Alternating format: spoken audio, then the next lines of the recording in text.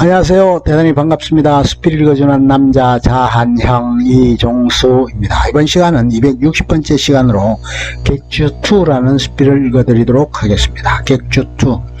청가객주 천호수가 죽자 길 속에는 곧바로 청간회와 인연을 끊고 독자적으로 아버지의 유언으로 남겼던 말대로 유기전 대행수가 되리라는 그 말들조차 대행수 신가객준의 식솔로 들어간다.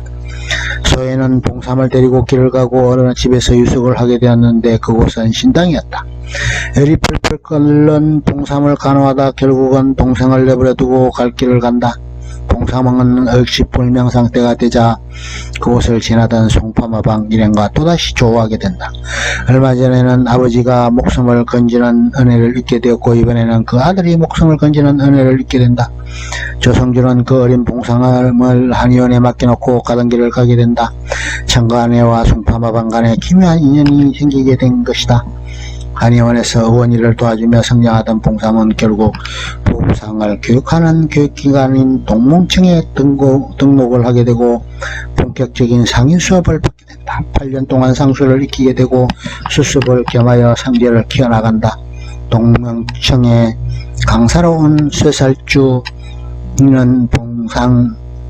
봉삼에게 엽전 20냥을 주고 50냥으로 불려오라고 한다. 그러자 그는 닭을 봉황이라고 우기게 되고 사또께 송사를 벌인다. 닭을 판 장사꾼은 결국 100냥을 봉삼에게 물어주게 된다. 100냥을 번 내막을 뒤를 봤던 송만치에게서 다 듣게 된 쇠살주는 사람을 현혹시켜 재산을 불린 잘못을 따져 봉삼을 명성발휘하게 한다. 그러자 봉삼은 쇠살주의 과거를 살을 떨쳐내고 새로 설전을 벌인다. 그리고 송파마부왕의 식솔로 들어가 상소를 배운다. 소를 팔아와야 식솔로 받아주겠다고 하자 봉삼은 수당껏 소를 파는 상제를 보여 드디어 송파마부왕의 식솔로 입문하게 된다. 어느 날 봉삼은 자신이 구사랑 일사로 살아났던 신당을 찾게 되고 그곳에서 노님의 흔적을 발견한다. 얼마 전에 신당을 찾아온 소래는 봉삼을 구해준 의원에게 비녀를 건네준다. 그것을 본 봉삼은 누님을 찾으러 사방으로 헤매게 된다. 그러던 와중에 조수사를 우연찮게 구하게 된다. 조수사는 조선일이라는 일요원의 조각객주 딸로 조금 부족한 양반에게 시집갔다가 남편이 죽자 친가로 복귀하는 길이었다. 산길에서 절벽 아래로 강물이 흐르고 있었는데 시가댁의 사주를 받은 가마꾼들이 가마를 물속으로 던져버린 것이었다. 봉삼은 그곳 가마에 있는 이가 누님인 줄 알고 뛰어들어가 목숨을 구한다. 그런데 알고 보니 경국지색의 여인이었다. 은혜를 입은 조각객주는 큰절을 올리고 본으로 돌아간다. 한편 길 속에는 아버지의 유언대로 유기전 대행수가 되기로 결심하고 유기준 대행수인 신가객주 신숙주를 찾아가 그 밑에서 산수를 배운다. 조설에는 집으로 가보니 청가객주가 강경 환정객주 김학준에게 넘어간 사실을 알고 울분을 토한다. 청가객주의 간판을 고이 간직한 소래는 기생이 되기로 결심하고 기생을 수련하는 곳에서 수업을 받는다. 그런 수업을 받는 중에 김학준을 만나게 되고 그의 애첩이 된다. 김보현은 개성여수에서 승성장구에서 산해청 당상까지 오른다. 사사건건 형님인 김학준과 불협화음을 내지만 어쩔 수 없이 한통속이 된다. 그의 계략에 의해 김학준은 결국 신가객주에게 청가객주를 넘기게 되고 그 과정은 결국 경쟁 수권, 경매를 통해 넘기게 되는데 터무니없는 가격에 넘겼다. 50만냥이 넘는 청가객주를 3만냥에 넘겼다. 대행수는 김보현에게 선해청 당상 자리를 보장한다. 그러자 김보현은 형인 김학준에게 목숨을 보존하고 싶으면 신석주에게 넘기라고 엄포를 놓는다. 참봉삼은 한의원을 뛰쳐나와 보부상을 가르치는 학당인 동몽청에 들어가게 되고 그곳에서 상수를 배운다. 그 후 봉삼은 송파마방에 찾아가 채문을 받을 수 있게 해달라고 하고 식소를 받아주는 것을 간청한다. 소를 3마리 팔아오면 식솔로 받아준다고 약조한다. 시험에 합격한 후 송파마방의 식솔이 된다. 3살주 조성준이 송파마방으로 가서 상수를 배운다. 송파마방의 송만치는 조성진의 후계자가 누구냐고 질문한다. 그러자 이대 송파마방 객주는 전봉삼이 될 것이라고 한다. 화가 난 송만치는 야밤에 방금이를 데리고 송파마방의 문서를 훔쳐 도주한다. 송만치는 결국 강경의 환전객주 김학진을 찾아간다. 그리고 송파마방을 20,000냥에 팔고 어음을 받는다. 어음을 갖고 가던 송만치는 소래의 경호를 맡고 있던 어둡게의 졸기에게 습격을 당하고 어음을 도둑맞는다. 어음은 결국 길속의 손에 넘어갔다가 다시 적기에게로 돌아간다. 조성진은 송만치와 방금을 찾는 방을 보부상에 돌리게 되고 두 연놈을 찾기 위해 혈안이 된다.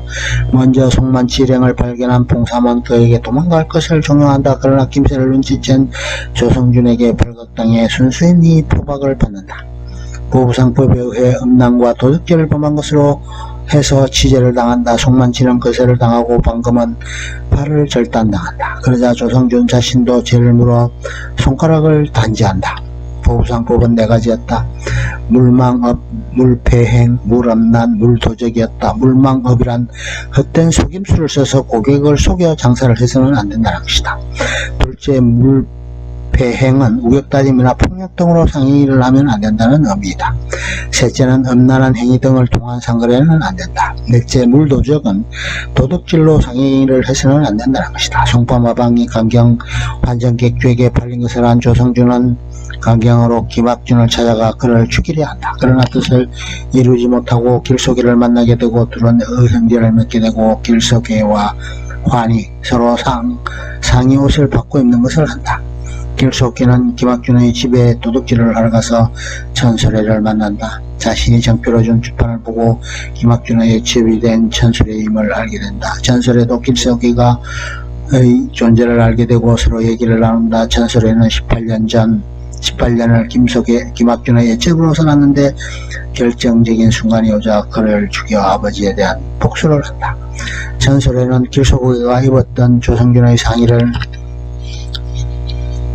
김학준의 죽은 곳에 놔두고 그를 범인으로 몰아가게 한다.